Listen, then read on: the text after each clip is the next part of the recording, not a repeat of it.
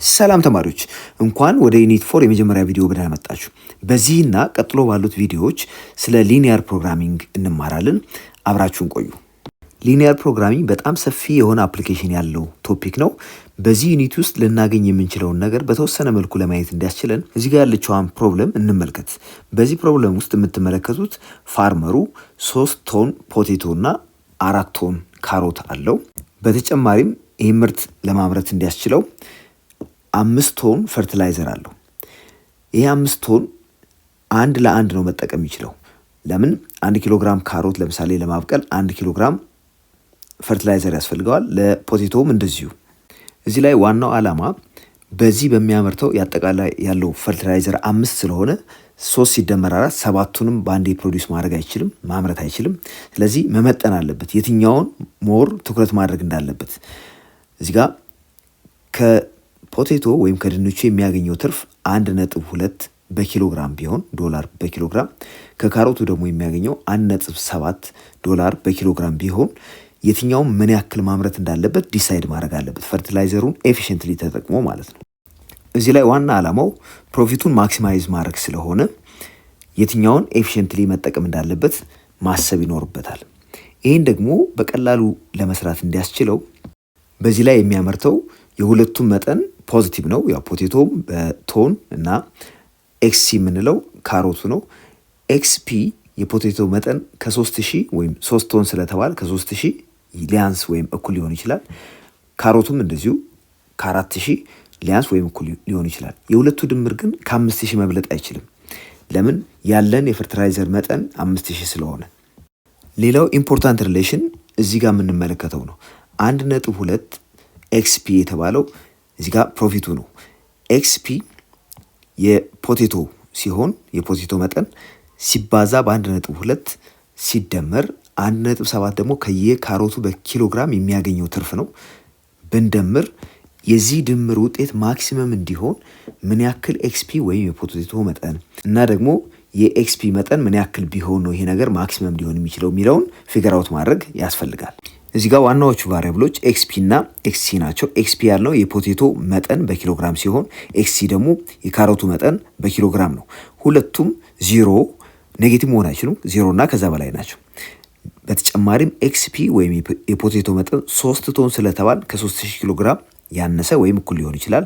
ሌላው ኤክስሲ የካሮቱ መጠን ከ4000 ያነሰ ወይም እኩል ሊሆን ይችላል። የሁለቱ ድምር ገበሬው ካለው አጠቃላይ የፈርቲላይዘር መጠን መብለጥ የለበትም። ያ ደግሞ 5 ቶን ነው ወይም 5000 ነው። ይህን የሆነበት ምክንያት ለምንድን ነው?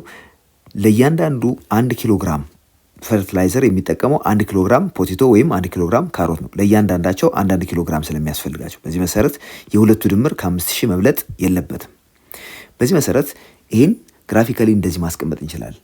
እንግዲህ አንደኛውን ኤክስ ሲ ብንለው ሌላኛውን አክሲስ ደግሞ ኤክስ ፒ ብንለው ይሄ የፖቴቶ መጠን ነው፣ ይሄኛው ደግሞ የካሮቱ መጠን ቢሆን ኤክስ ፒው ከ3000 ማነስ ስላለበት ከ3000 ያነሰ ፖርሽን መውሰድ አለብን። በእርግጥ ከ0 በላይ እንደሆነ እናውቃለን። ከዚህ በላይ ከዚህ በታች እንደሆነ መታወቅ አለበት። በተመሳሳይ ሁኔታ ኤክስሲውም እንደዚሁ ከ4000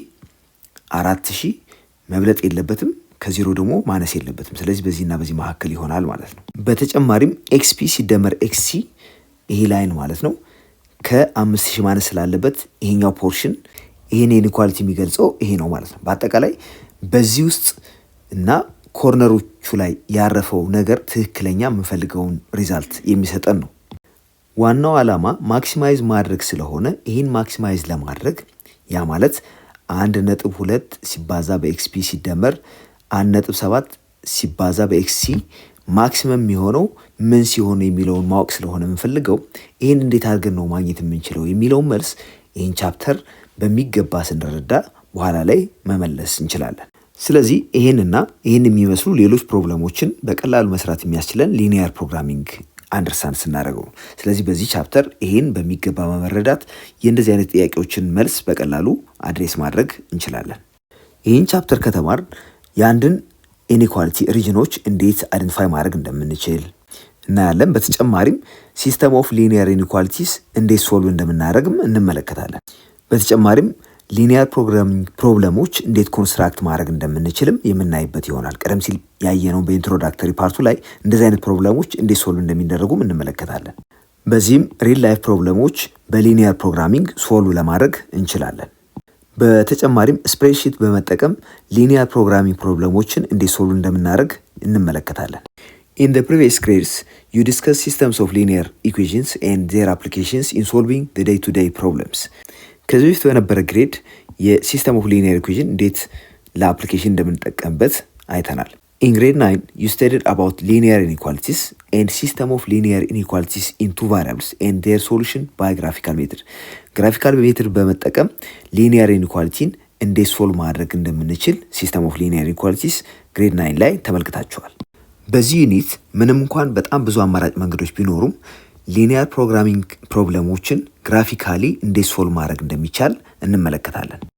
በዚህ ዩኒት ሜይንሊ የሊኒየር ፕሮግራሚንግ አፕሊኬሽኖችን በሪል ላይፍ ላይ እንመለከታለን። በመጨረሻም ስፕሬድሺት በመጠቀም እንዴት ሊኒየር ፕሮግራሚንግ ፕሮብለሞችን ሶልቭ ማድረግ እንደሚቻል ፕራክቲስ እናደርጋለን። So as part of its components, the unit introduces different real life application problems of linear programming problems. Finally, you would practice how to solve linear programming problems by the help of spreadsheet. የወደፊት ካሪር ፓዛችሁ ለምሳሌ ማቴማቲሻን የመሆን ወይም ሶፍትዌር ኢንጂነር የመሆን ፍላጎት ካላችሁ፣ በተለይ ሶፍትዌር ኢንጂነር የምትሆኑ ከሆነ ወይም የዛ ፍላጎት ካላችሁ ማቴማቲክስም በደንብ ማወቅ ስፔሻሊ እዚህኛው ዩኒት ላይ የምናወራውን ስለ ሊኒየር ፕሮግራሚንግ ማወቅ ተገቢ ነው። ሶ አፕሊኬሽንስ ኦፍ ዘ ዩኒት አስ ኤ ካሪር ኢን ማቴማቲክስ ሶፍትዌር ኢንጂነር ኤ ሶፍትዌር ኢንጂነር ክሬትስ ራይትስ ዲቨሎፕስ ኤንድ ኢንተርፕሬትስ ዲፍረንት ኮምፒውተር ፕሮግራምስ ሶፍትዌር ኢንጂነርስ ዩዝ ማቴማቲክስ ቱ ራይት ኤ ፕሮግራም ኤንድ ቱ ሶልቭ ቬሪየስ ኮምፒውቲንግ ፕሮብለምስ። ሶፍትዌር ኢንጂነር የመሆን ፍላጎት ካላችሁ ስፔሻሊ አልጀብራ ላይ ሊኒየር ፕሮግራሚንግ ስታቲስቲክስ እና ካልኩለስ ላይ ጥሩ እውቀት ሊኖራችሁ ይገባል። ሶ ኢፍ ዩ አር ኢንተረስትድ ኢን ካሪር ኢን software engineering, therefore you should study these mathematics subjects: algebra, linear programming, statistics and calculus. So እነኚህ ላይ ጥሩ እውቀት መኖር ለሶፍትዌር ኢንጂነሪንግ ብቻ አይደለም ለሌሎቹ ኢንጂነሪንግ ፊልዶችም ኢምፖርታንት ናቸው።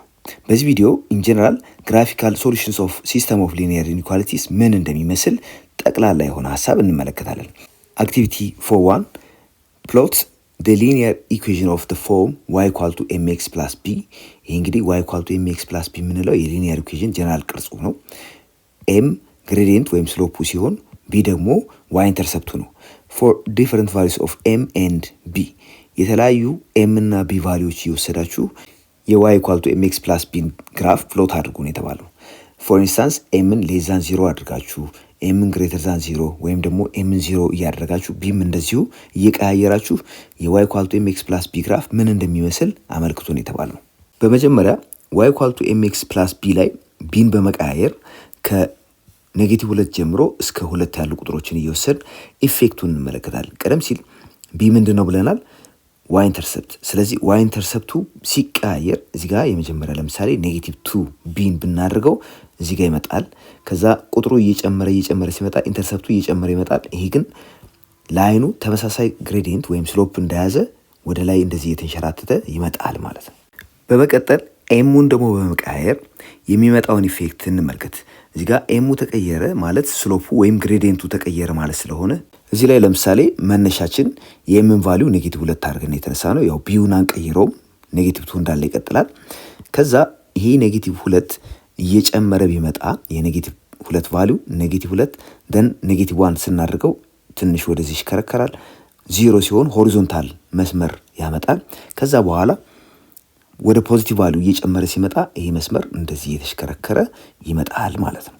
ስለዚህ ኢን ጀነራል አሁን ያየነው ምንድነው የኤም ኢፌክት የላይኑን ኦሪንቴሽን ወይ እንደዚህ ይሆናል ወይ ደግሞ ትንሽ ያጋደለ ይሆናል ወይም ደግሞ አቅጣጫው ወደዚህ እንዲመጣ የሚያደርገው ሲሆን የቢ ኢፌክት ደግሞ ይሄ መስመር ዋይ አክሲስን ክሮስ የሚያደርግበትን የሚቀይር ነው።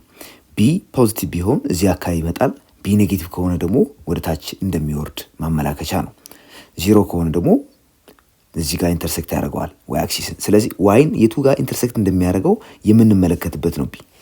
ሁለተኛ ፋይንድ ስሎፕ ኤንድ ዋይ ኢንተርሰፕት ኦፍ ዘ ፎሎዊንግ ይለናል። የመጀመሪያ የሰጠን ዋይ ኢኳል ቱ 3x + 2 የሚል ነው።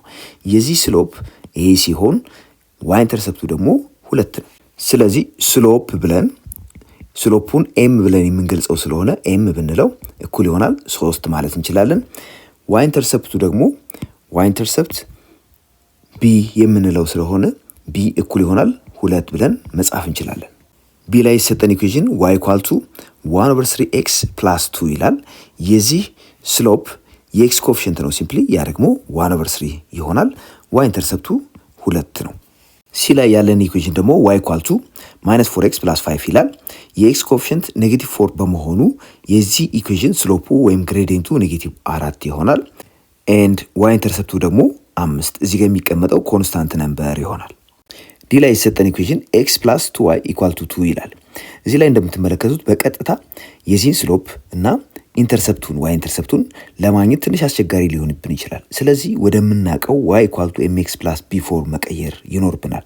ያ ማለት yን በአንድ በኩል ቀሪዎችን ኤክስፕሬሽኖች ደግሞ በሌላኛው የኢኳሊቲው ሳይን በኩል በማስቀመጥ ይህን ለማድረግ ሪአሬንጅ ማድረግ ይኖርብናል። ሶ በሁለቱም በኩል x ብንቀንስ የምናገኘው 2y እኩል ይሆናል -x + 2 ይሆናል። ቀጥሎ በሁለት በማካፈል ከዚህ የምናገኘው ሪዛልት y እኩል ይሆናል -1/2x ሲደመር 2 በ2 ሲካፈል የምናገኘው ሪዛልት 1 በመሆኑም እዚህ ጋር የኤክስ ኮኤፊሽንት -1/2 ሲሆን ኮንስታንት ተርሙ ደግሞ 1 ሆኗል። ስለዚህ መጀመሪያ የተሰጠን ኢኩዌሽን x + 2y = 2 ስሎፑ -1/2 ሲሆን y ኢንተርሰፕቱ ደግሞ ይህ b የምንለው ማለት ነው 1 ይሆናል። ሶስተኛ ድሮው the graph of the following ይለናል። ኤ ላይ የተሰጠን y = 2 የሚባለውን ኢኩዌሽን ግራፍ እንድንሰራ ነው። እዚህ ላይ እንግዲህ y ሁሌም 2 ይሆናል ስለተባልን የፈለገውን x ቫልዩ ብንወስድ አንድ አይነት 2 ማግኘት ካለብን የዚህ ኢኩዌሽን ግራፉ ሆሪዞንታል ላይን እንደሚሆን ግልጽ ነው።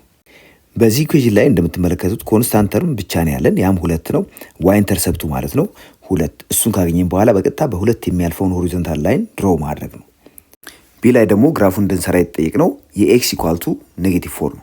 እዚህ ጋር እንደምታዩት ኤክስ ሁሌም -4 ይሆናል። ስለ ዋይ የተነገረን ነገር የለም። ያ ማለት ይሄ ቨርቲካል ላይን ነው። በኤክስ ኢኳል ቱ -4 የሚያልፍ ቨርቲካል ላይን ዳት ሚንስ ይሄ ለዋይ አክሲስ ፓራሌል የሆነ ላይን ነው። ሶ ይሄን ግራፍ ድሮ ለማድረግ የሚያስፈልገን ቀጥታ ኤክስ ኢኳል ቱ -4ን አይደንቲፋይ ካደረግን በኋላ ለዋይ አክሲስ ፓራሌል የሆነ ላይን እንደዚህ ድሮ እናደርጋለን፣ ቨርቲካል ላይን። ሲ ላይ ያለን ኢኩዌሽን ደግሞ y = -3 ይላል። ያው ይሄ ቀደም ሲል ኤ ላይ እንዳየ ነው y = -3 ተብሎ ከተሰጠን ሆሪዞንታል ላይን እንደሆነ እናውቃለን። ሌላው ክሮስ የሚያደርገው y አክሲስን -3 ላይ መሆኑ ደግሞ ግልጽ ነው። በመሆኑም በ-3 y = -3 የሚያልፍ ሆሪዞንታል ላይን ወይም ለኤክስ አክሲስ ፓራሌል የሆነ ላይን ድሮ ማድረግ ይሆናል። እዚህ ላይ በግልጽ እንደምንመለከተው የሰራነው ግራፍ y = -3 ይሄን ይመስላል። እንደምታዩት ሆሪዞንታል ላይን ነው። y አክሲስን ደግሞ ክሮስ የሚያደርገው -3 ላይ ነው። ስለዚህ y ኢንተርሰፕቱ -3 የሆነ ሆሪዞንታል ላይን ድሮው እናደርጋለን ማለት ነው, which is parallel to the x-axis. In Unit 4 of Grade 9 textbook, you studied about inequalities and how their solutions are determined. In this section, you will study graphical solutions of linear inequalities in 1 and 2 variables. እዚህ ላይ ሁለቱን ግራፍ ላይ የምንመለከተው እንግዲህ አንደኛው y greater than 2 y greater than 2 ስንል የy ቫልዩ ከሁለት ይብለጥ እንጂ ስለ x የሚመለከተን ነገር የለም እንደማለት ነው። therefore ይሄን የሚያሟላ ማንኛውም ፖይንት እዚህ ውስጥ ያለ ይሆናል። ይሄን ደግሞ አይደንቲፋይ ለማድረግ የምናደርገው y = 2 ቀደም ሲል የሰራ ነው ይሄ መስመር ይሆናል። ከሱ የሚበልጥ ማንኛውም y ቫልዩ ያለው ነገር በሙሉ በእኛ ኢኒኳሊቲ ይካተታል ወይም ይሄን ኢኒኳሊቲ ሳስፋይ ያደርጋል ማለት ነው። ሌላው ባለ ሁለት ቫሪያብል ቢሆንስ ልክ ሊኒየር ኢኩዌሽን ላይ እንዳለን y = x + something ብለን እንደምንጽፈው ወይም mx + b ብለን እንደምንጽፈው በኢኒኳሊቲ እንደዚህ ሊገለጽ ይችላል። በዚህ ኬዝ ለምሳሌ y <= -x + 2 የሚል ኢኒኳሊቲ ነው ይሰጠን። ይሄ እንግዲህ መነሻችን y = -x + 2 አድርገን ይሄን መስመር አድርገን ከዚህ በላይ ወይስ ከዚህ በታች ያለውን የሚለውን አይደንቲፋይ ማድረግ ይኖርብናል። የትኛው ሪጅን ትክክለኛ የዚህ ኢኒኳሊቲ ሪጅን ወይም ይሄን ኢኒኳሊቲ ሳስፋይ የሚያደርገው ሪጅን መሆኑን አይደንቲፋይ ለማድረግ እዚህ ጋር እንግዲህ እንደምታዩት ይሄ መስመር አጠቃላይ ፕሌኑን ኮኦርዲኔት ፕሌኑን ከሁለት ከፍሎታል። አንደኛው በዚህ በኩል ያለው ነው፣ ሌላኛው ደግሞ በዚህ በኩል ያለው ነው። ስለዚህ በየትኛው በኩል ከላይ ነው በየትኛው በኩል ያለው ትክክለኛ የዚህ ኢኒኳሊቲ ሪጅን ወይም ይሄን ኢኒኳሊቲ ሳስፋይ የሚያደርገው ሪጅን ነው የሚለውን አይደንቲፋይ ማድረግ ይቻላል። ይሄን በሂደት በኋላ የምንመለከተው ይሆናል። graphical solution of 1 and 2 variable ብቻ መስራት ሳይሆን you will also learn about how to translate word problems into mathematical expressions. ወርድ ፕሮብለሞችን ወደ ማትማቲካል ኤክስፕሬሽን እንዴት እንደምንቀየር። ሄር ዊ ጌት ሰርቴን ስቴትመንትስ ኢንቮልቪንግ ኤ ሳይን ሌስ ዛን፣ ግሬተር ዛን፣ ሌስ ዛን ኦር ኢኳል ቱ፣ ኦር ግሬተር ዛን ኦር ኢኳል ቱ ዊች አር ኖውን አስ ኢኒኳሊቲስ። እንግዲህ ወርድ ፕሮብለሞችን ወደ ማትማቲካል ኤክስፕሬሽኖች ኢኒኳሊቲስ ሊሆን ይችላል ትራንስፎርም ስናደርግ በሂደቱ የምንመለከተው ማንኛውም ወርድ ፕሮብለም ዩዥዋሊ መነሻው ሪል የሆነ ሲቹዌሽን ሊሆን ይችላል። So in the process you recognize that the study of inequalities is very useful in solving problems in the field of science, mathematics, statistics, economics, finance, psychology and many other fields. ቀጥሎ ባሉ ቪዲዮዎች እንዴት ኢኒኳሊቲዎችን ሶልቭ ማድረግ እንደምንችል ወይም ደግሞ ወርድ ፕሮብለሞችን ወደ ኢኒኳሊቲ በመቀየር ሶሉሽናቸው እንዴት ማግኘት እንደምንችል እንመለከታለን።